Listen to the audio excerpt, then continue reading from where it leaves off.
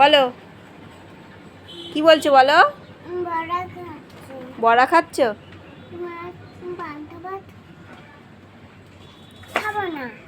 কেন পান্তা ভাত খাবে না? ও তুমি গরম ভাত খাবে? আজকে আমাদের 3 মঙ্গলবার পান্তা করে তারপরে পুজো হয় শীতলা মায়ের, তাই জন্য পান্তা। আজকে মঙ্গলবার যেহেতু, তাই জন্য পান্তা। এটা মাম্মামকে দিয়েছি, আর এটা আমার আর জেঠুর এটা।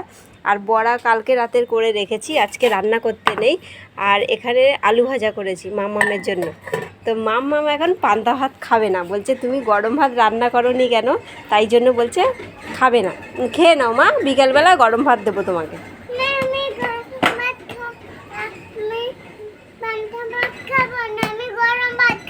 খেয়ে নাও মা, এইটুকুনি ভাত খেয়ে নিতে হয়। আমি তোমাকে খাইয়ে দিচ্ছি, ঠিক আছে? আর বিকালবেলায় আমি তোমাকে গরম ভাত রান্না করে দেবো, ঠিক আছে?